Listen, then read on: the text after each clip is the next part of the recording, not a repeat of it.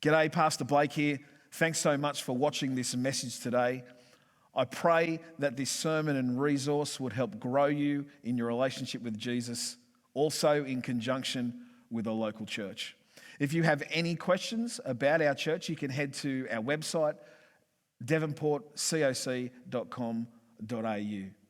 Again, thanks for watching this message today, and I do hope that it blesses you in your love and devotion towards Jesus Christ.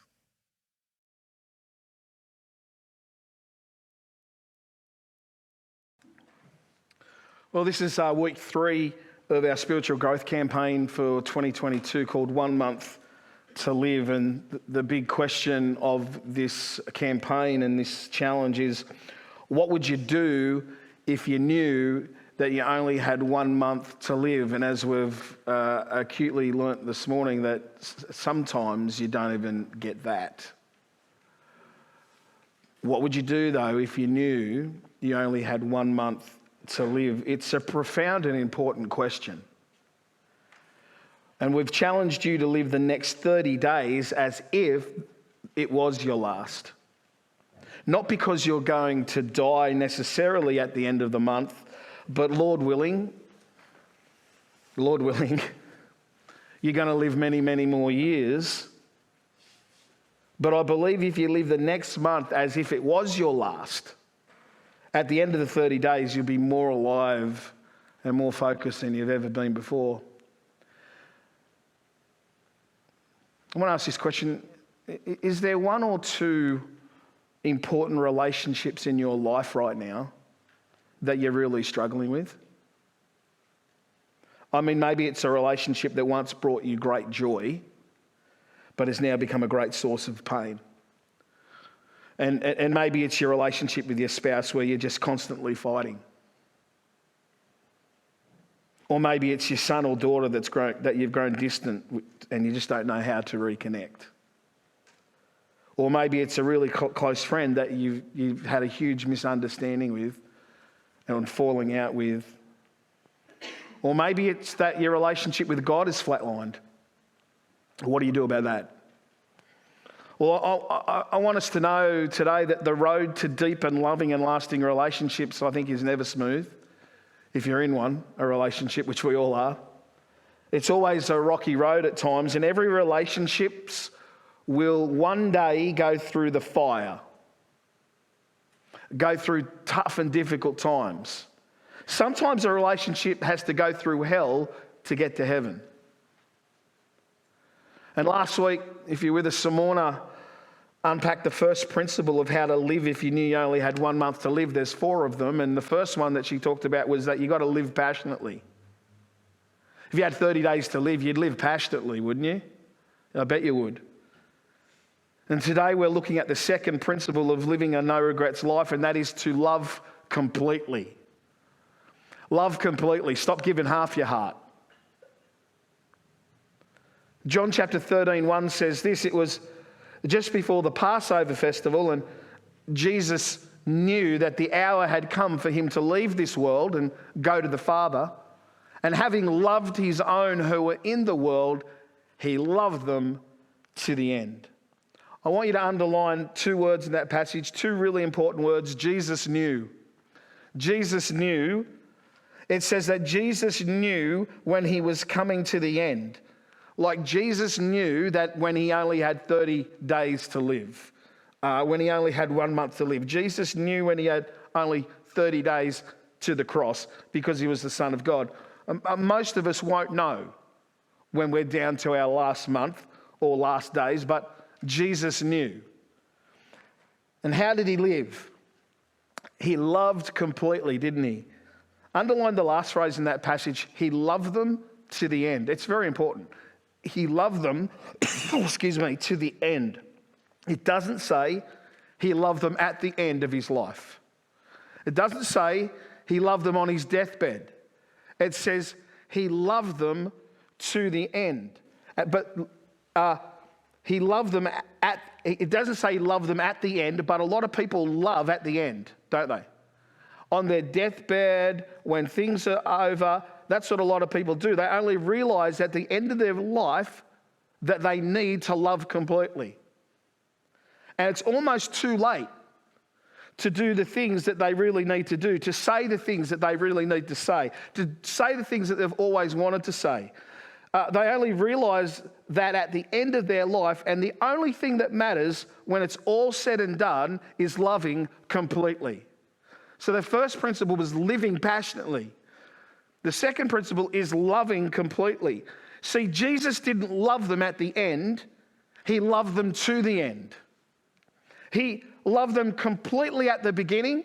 He loved completely in the middle, and he loved completely at the end. And that's the way that we ought to live our lives.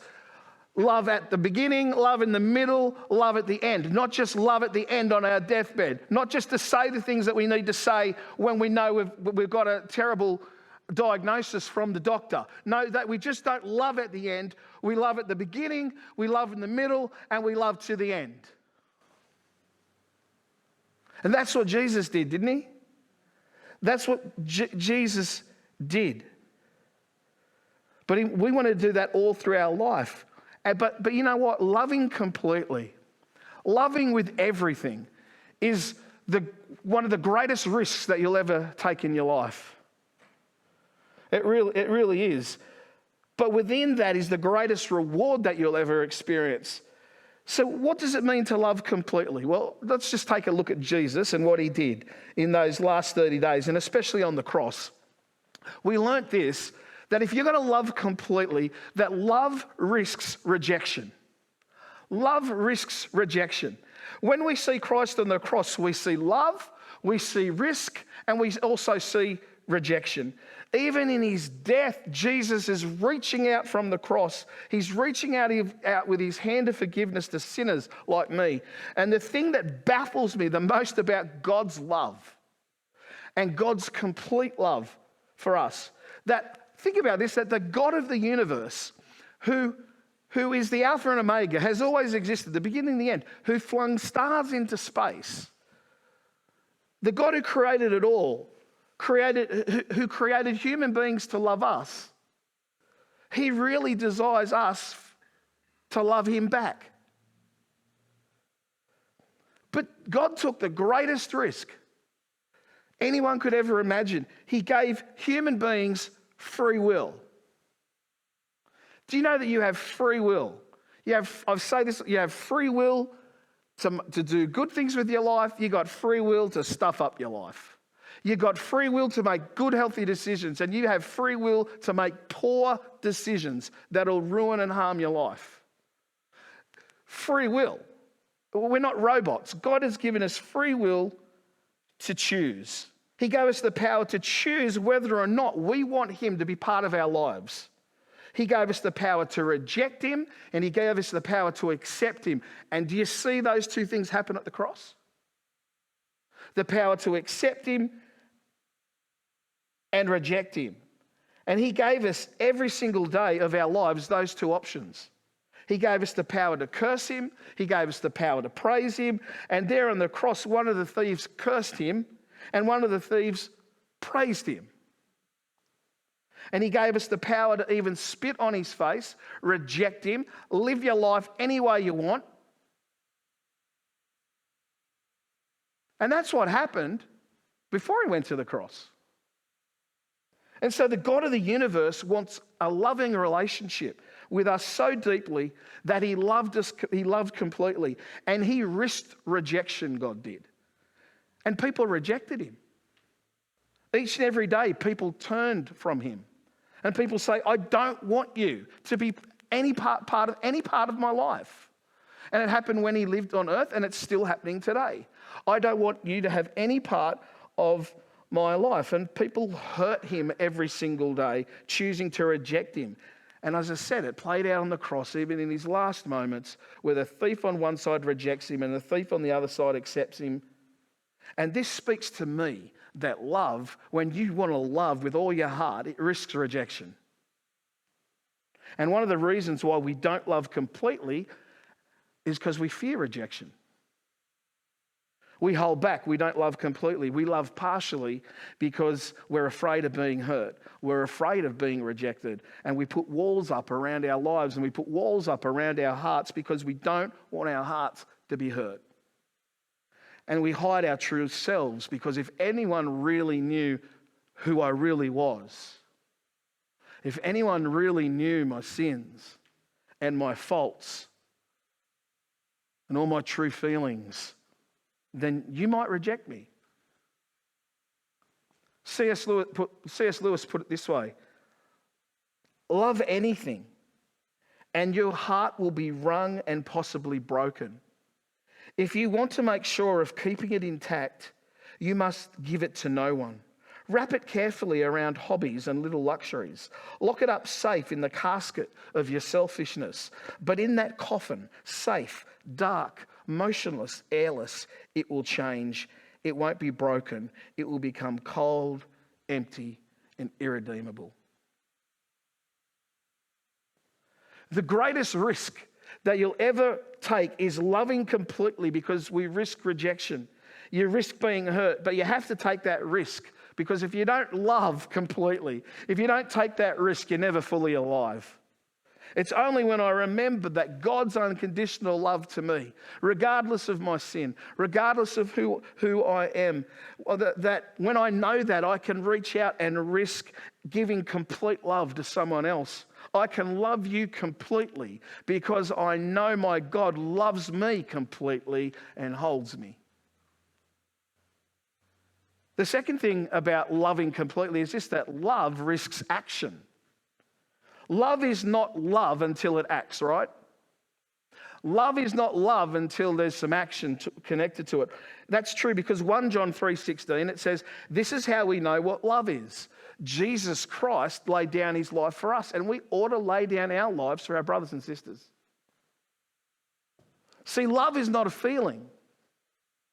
As much as we are told by popular culture, love is not a feeling. It's bold and it's courageous, strong action that produces powerful feelings.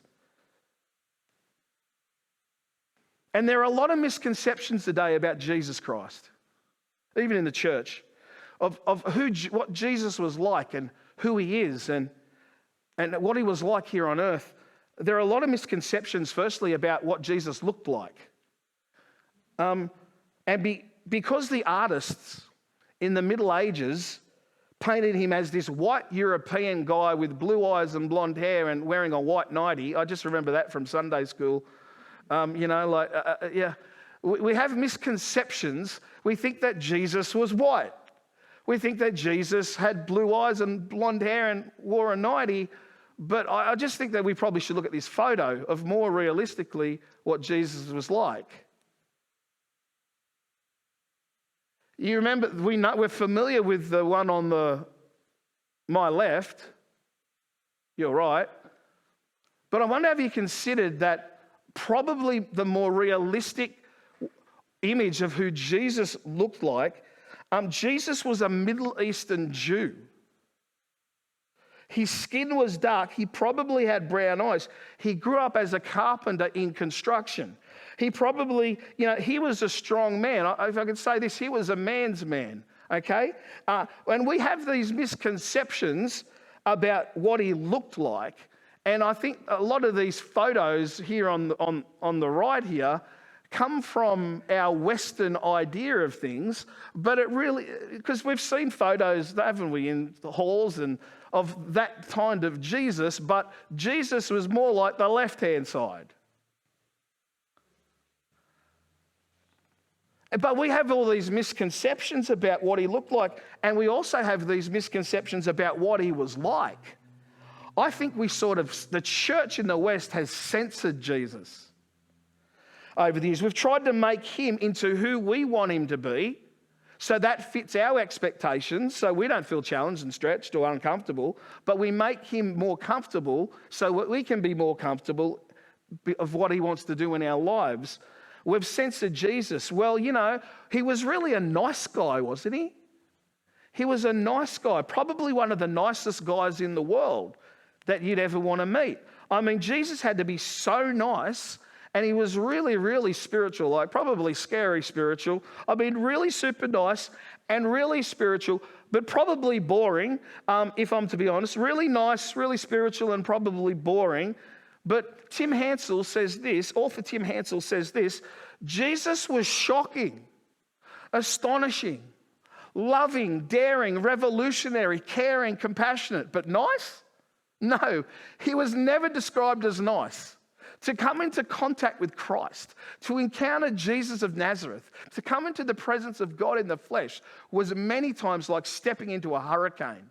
It was dangerous, it was risky, it was life-changing, but it was never nice. I mean, most people, when they think of Christianity and the church and being, the church, they think of someone who's nice but boring, because the world thinks that most Christians are boring. I hate to put that to you. They think we're boring. We think we're killjoys, we're moralistic, judgmental. And that's why I love the fact that when we did this building, and it's only one little thing, but I like the fact that this building trumps people's expectations about what churches look like. Because churches should look boring and run down and uncared for and, not painted and the grass never mowed and think, but this building, and it's only a little thing, but it's still important. Buildings prophesy to communities and send messages about the church. And this one trumps people's expectations. And that's a good thing. That's a good thing, because Christianity is not boring. Christianity is wild and exciting. And if you step into that Jesus, it will change your life in ways. The Christian life modeled by its founder is daring and dangerous action adventure of loving completely, of great risk. 1 John chapter 3:18 says, "Dear children, let's not merely say that we love each other, let us show the truth by our actions."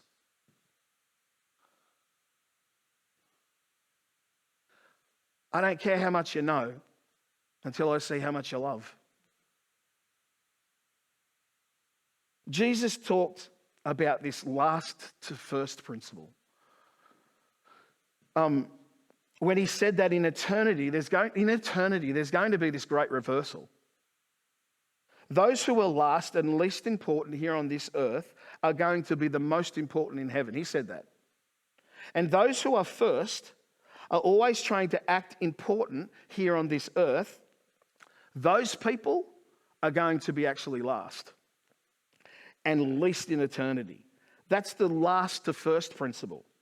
And I actually think that you could apply this last to first principle through every area of your life, every area of my life.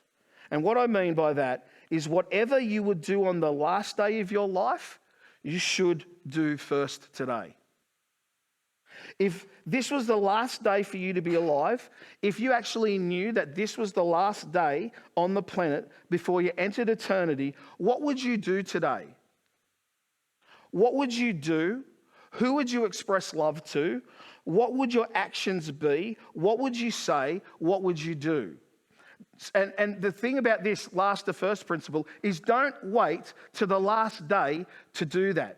Do last things first.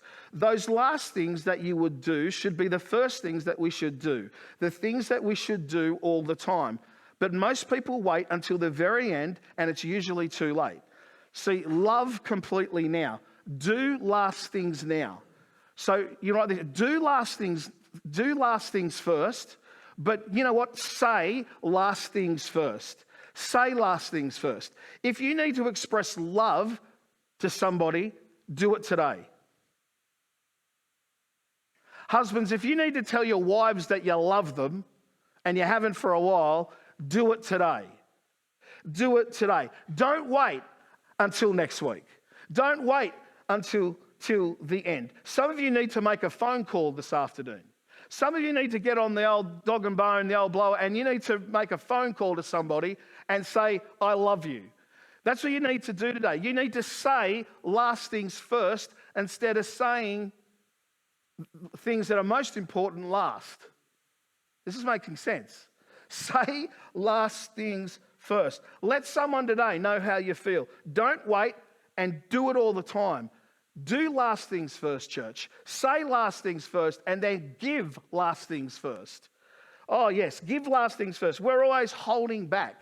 We're always waiting to give. We act like we're going to be here on this earth forever, and we're holding back to give. Like I call it the never used good china syndrome. Oh, yes. I have this childhood memory of my mum having this special set of plates and bowls and silverware in boxes in a cupboard in the kitchen. And it was very expensive, apparently, and very special. And it always stayed there. It never came out of the boxes. And I always asked, when are we going to use those plates? And Mum would say, when someone special comes. But the problem was, they never came. When someone special comes, son, we'll get out the good china. And they never come. I was like, are we waiting for the Queen? I don't know. We're not going to break out the good china. We're not going to do that. Why? Because we're always holding back. We're always saving things. We're always saving the best for last. And God says you need to do those things first. Don't hold back. Get the good china out, for goodness sake. Get it out and use it. You don't know how many more days you've got on this earth. I mean, this is not just a nice talk today. This is flopping real life. Hello? Is this getting through? It's real flopping life. Don't hold back. All you know is that you have today. And today is your Sunday. And, I'll give to the church when I die. Fantastic. Do it now. Do it now. But do your giving while you're still living so you'll have the joy of knowing where it's going. Don't hold back with God.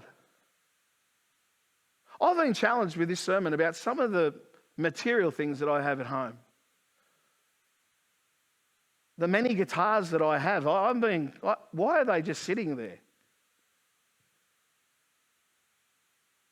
Well, how much stuff do we have that we're just hoarding?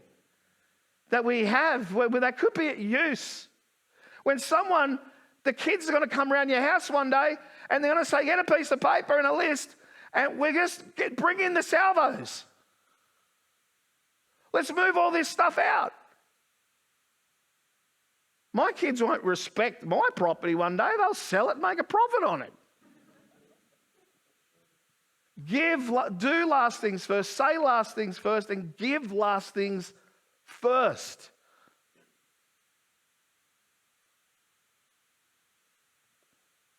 Though the only caveat to what I just said there is in July I'm going to launch giving wills to the church. So just remember, you can still give before, what are they called? We're going to roll out bequests. Yeah, we've got to do that. But do last things first. Say last things first. Give last things first. It's so important. Don't hold back with your time, talent, treasure, because love involves giving. Love risks rejection. Love risks action. And we see that with Christ, that love risks forgiveness. Love risks forgiveness. Love always risks forgiveness. We've got to forgive others. In Colossians 3:13 it says, remember the Lord forgave you, so you must forgive others.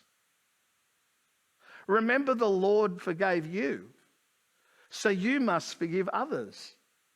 Just as Christ risked forgiving me, just as Christ risked forgiving you, you have to risk forgiveness for the reward of freedom. And forgiveness is a great risk, is it not? I think it is. I think forgiveness is one of the greatest risks in our lives, but it's a risk you got to take. It doesn't matter if someone deserves forgiveness or not. You deserve freedom. Hello? It doesn't matter if that person deserves forgiveness or not. You deserve freedom. You forgive so that you won't be wrapped up and destroyed by bitterness. You've got to choose to forgive for your own sake. Forgiveness lets you off the hook. No one ever deserves forgiveness. I didn't deserve any forgiveness from Jesus. You deserve no forgiveness from Jesus. You forgive because you deserve freedom. Hello? But when we hold on to hurt and we allow that person that hurts us to control us, they may even be dead. And they're still controlling us. And they still have power over us, but they're dead. You choose to forgive with Christ's power because Christ commands it for your own sake. You never feel like forgiving. But it's an act of will. It's a loving choice that sets you free. And you don't minimize the offense. You don't minimize the offense. It's not saying this like, well, what you did was no big deal, and because I'm a Christian, I'm just going to forgive you. It's like, it's no big deal, It's not like that. No, you're saying what you did hurt me deeply. But I choose to forgive you for my own sake because Christ commands it. I don't feel like it. I don't like what happened. But I'm choosing to forgive. And this could be years. This event could have happened years ago. But I'm choosing to forgive because life is too short. So I'm refusing to allow that hurt to hold me and keep hurting me. And forgiveness is something that you and I need to do every single time you're hurt. Jesus said that you are to forgive 70 times 7. Someone hurts you over and over again. You just have to keep forgiving every time. Forgive every time. Why? For your own sake, so that hurt won't hold you and won't eat your lunch. Why do you think it says, why do you think one of the commandments is, children, obey your parents, obey your mother and father, so that it may go good with you and live a long time in the land? Why do you think it says that? It's not saying that, just obey them when they do right by you. No, honour them, honour who they are, so later in life won't eat your lunch. So that it won't be with you forever and ever.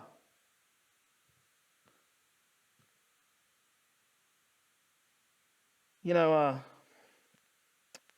have, over the last few weeks, I've been talking with people in a pastoral situation, and man, I got to tell you, some of the stories that I've heard are just unbelievable of what has happened to some people in our congregation. And I just want to say that those people are, if you're here today, those people are so courageous. Like, I'm talking about big things. And I'm sure there's more represented here that I'm not even aware of. But I want to say that if you have chosen to forgive and not let it eat your lunch and not let it eat your life, you are a courageous, brave person to be able to get to a place to forgive. You really are. It's stunning. But I'm not saying here today, I don't want you to confuse forgiveness with trust. You say, what do you mean? Well, I've got to keep letting that person hurt me over and over again. No, I'm saying when someone hurts you, you forgive instantly. But let's say there was an instance where you're in a business partnership and your business partner ripped you off. I'm not saying that you should forgive them and go back into business with them. You'd never do that because there's a lack of trust. It doesn't mean that. Trust and forgiveness, I think, are two very, very different things. If there's been a betrayal in a marriage relationship, and I'm a big believer that the grace of God can overcome even that. But if there's been a betrayal in a marriage relationship, you forgive instantly for your sake, for your healing. But the truth is, it takes time to build back trust. Forgiveness and trust are two very separate things. But what about you today? Do you need to forgive someone? Is there someone you need to forgive? Is there someone that you're letting them hurt you today? And you say, well, Blake, you don't understand how painful it was. I don't. But I know this, no one has hurt you more than what we've hurt Christ on the cross with our sins. And you choose to forgive for your sake because Christ commands it, because it sets us free. I need to finish, but the last one, love risks total commitment. Love risks total commitment. We're always holding back in our commitments. Stop loving with half a heart. Stop loving Jesus with half a heart. In Tasmania, did you ever have all-you-can-eat Pizza Hut? You had that? Awesome, yeah. So I don't think there's many of them still around, but man, I love those places. And so there was an all-you-eat Pizza Hut in Ballarat when our kids were young. And I clearly remember taking them there a number of times. And I remember one particular occasion lining up. And I don't know about this place, but they never brought the good pizza out quickly. It was they always brought out they never brought out like the chicken pizza. It was always they brought out like the cheese and bacon, the cheapest one. I wonder why.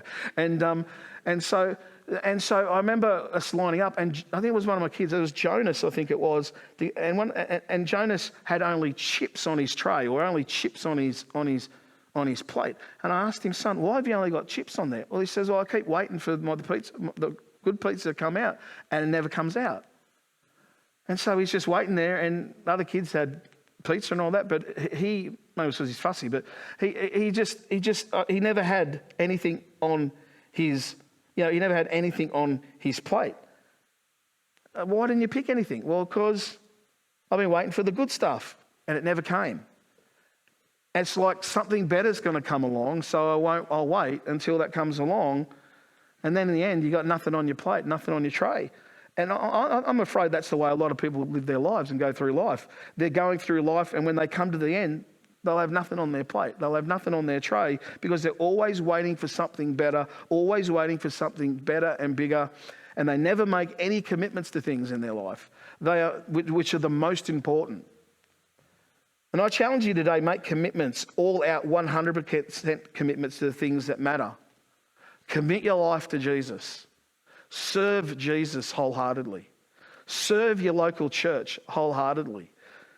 Commit your life to others. Commit yourself to serving. If you're not part of a church family, you need to join one. And there are many great churches in this city. If you're here today, this is probably a good church. But your commitment determines where you end up, your destiny. And our commitments are like magnets. You make them, and then the magnets pull you towards them. A lot of people say, like, I want to be a better Christian this year, or I want to be a better husband, or I want to be a better wife, a better parent, I want to be a better friend. No, you won't unless you make a commitment. A specific commitment to it. And commitments, I said, are like magnets. They draw you toward them. And the type of person that you will become in the next 12 months will be determined by your commitments you make right now. And I asked this a couple of weeks ago, is your life defined by a few all-in 100% commitments? Or do you make a few all-in full-heart commitments? Or is your life determined by many half-hearted commitments to a lot of things? But not the most important things as a follower of Jesus. And I'm just wondering that if a person who never makes a few in their life, a few all in 100%, just a few all heart commitments, but you keep making all these half-hearted commitments to many different things all over the shop, my question is, what will you have on your plate at the end of your life?